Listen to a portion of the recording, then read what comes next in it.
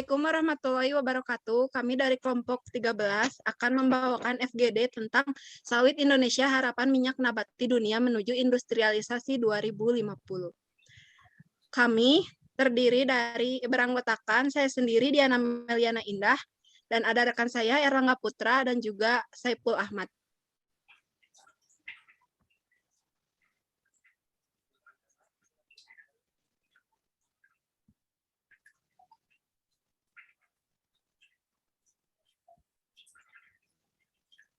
Pendahuluan. Di masa lalu, Indonesia komoditas agribisnis yang berskala internasional. Pada masa prakolonial, Indonesia adalah penghasil rempah-rempah terbesar di dunia seperti lada, cengkeh, pala, dan lain sebagainya, namun gagal dipertahankan. Indonesia juga pernah menjadi produsen gula, bahkan eksportir gula terbesar kedua di dunia tahun 1930-an. Setelah gula, Indonesia juga menjadi eksportir kayu terbesar di dunia dalam periode 1970 sampai 1985. Selain itu, Indonesia juga menjadi produsen terbesar pada komoditas kelapa, kopi, karet, namun tidak naik kelas. Kemudian harapan terakhir Indonesia untuk komoditas level global adalah minyak sawit. Sejak tahun 2006 lalu, Indonesia berhasil menempatkan diri sebagai produsen minyak sawit terbesar di dunia.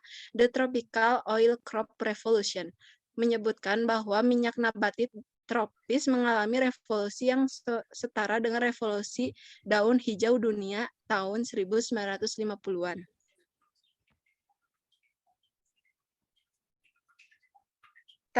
Tahapan industrialisasi sawit. Produktivitas yang memanfaatkan modal teknologi embodied teknologi, dan bersumber daya manusia yang lebih terampil.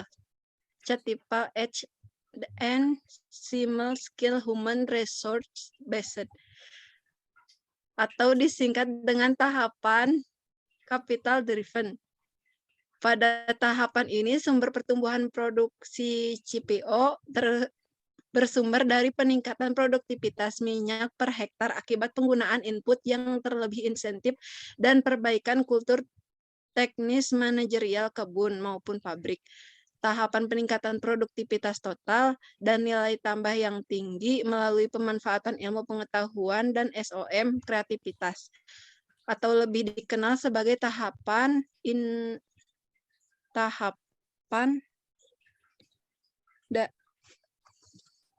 innovation driven. Pada tahapan ini, peningkatan produktivitas CPO diperoleh dari inovasi teknologi kombinasi perbaikan varietas, perbaikan kultural teknisi, kebun dan pabrik, manajemen dan organisasi, dan seterusnya. Tahapan ini hampir tidak terbatas sepanjang inovasi teknologi masih berlangsung. Perbaikan produktivitas, efisien, dan nilai tambahan akan berlangsung terus.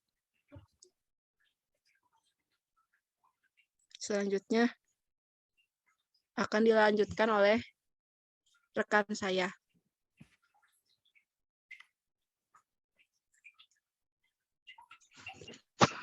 Industrialisasi kebun sawit.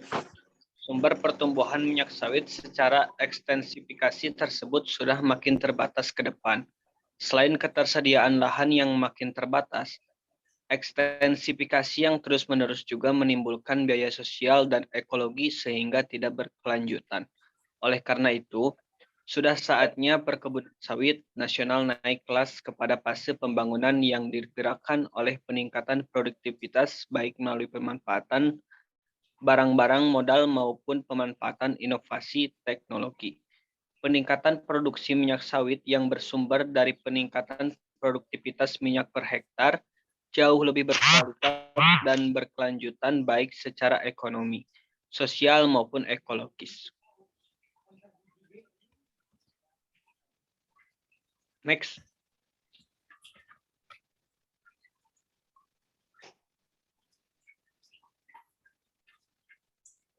Geser, Kang. Industrialisasi hilir sawit. Secara umum, hilirisasi minyak sawit yang sedang berlangsung di Indonesia saat ini dapat dikelompokkan atas 3 jalur hilirisasi, yakni jalur hilirisasi oleofangan, yakni industri-industri yang mengolah produk industri refineri untuk menghasilkan produk antara oleofangan sampai pada produk jadi oleofangan. Berbagai produk hilir oleofangan yang telah dihasilkan di Indonesia antara lain minyak goreng sawit, margarin, vitamin A, vitamin E, shortening, ice cream creamer, cocoa butter, specialty fat, dan lain-lain. Jalur hilirisasi oleokimia, yakni industri-industri yang mengolah produk industri refineri untuk menghasilkan produk-produk antara oleokimia atau oleokimia dasar sampai pada produk jadi seperti produk biosurfaktan, deterjen, sabun, dan sampo, biolubrikan, dan biomaterial. Jalur hilirisasi biofuel, yakni industri-industri yang mengolah produk industri refineri untuk menghasilkan produk-produk antara biofuel sampai pada produk jadi biofuel seperti biodiesel, biogas, biopremium, bioaftur. 3 jalur ini perlu didukung dengan kebijakan industrialisasi kombinasi kebijakan promosi ekspor atau EO dan kebijakan substitusi impor SI. Selanjutnya akan disampaikan oleh rekan saya, Kang Erlangga. Menuju eksportir produk jadi minyak sawit karena manfaat ekonomi akan terjadi dalam negeri. Perpaduan kebijakan promosi ekspor dan substitusi impor berlaku untuk ketiga jalur hilirasi tersebut. Tidak hanya terbatas hanya pada industri hilir minyak sawit, melainkan juga dilihat kaitannya dengan industri-industri produk lain terkait dalam perekonomian pengembangan industri biodiesel. Tergolong pada strategi IO2S12, yakni menghasilkan biodiesel untuk mensubstitusi solar yang diimpor dan sekaligus mengekspor biodiesel. Demikian juga pengembangan bioaftur dan biopelumas berbahan minyak sawit juga termasuk dalam kebijakan tersebut.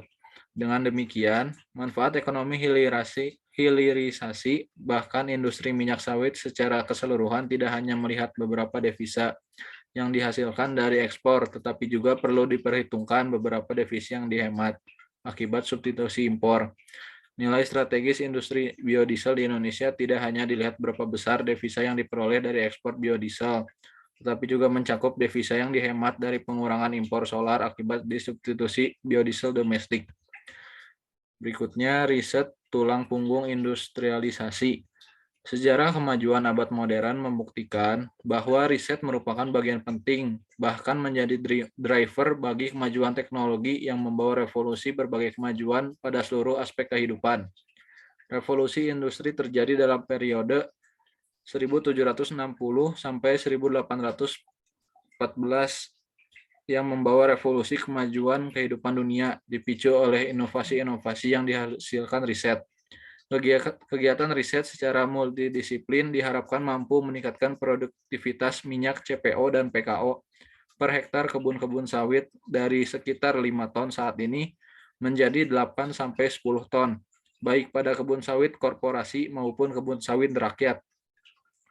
Peningkatan produktivitas tersebut dilakukan dengan menggunakan teknologi dan manajemen yang lebih ramah lingkungan dan menguntungkan secara ekonomi.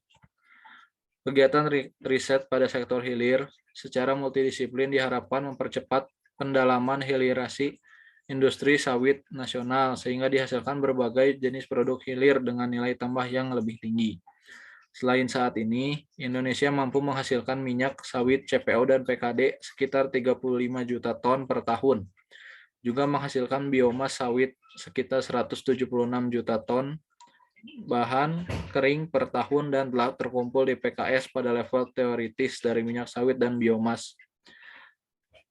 Dan dapat dihasilkan ratusan produk baik alea food, kompleks oleokimia, kompleks maupun biofuel kompleks. Melalui riset inovasi bisnis diharapkan dapat merubah invention tersebut menjadi produk-produk yang marketable. Kesimpulannya, Tahap industrialisasi sawit menuju 2050 mencakup industrialisasi kebun sawit dan industrialisasi hilir sawit.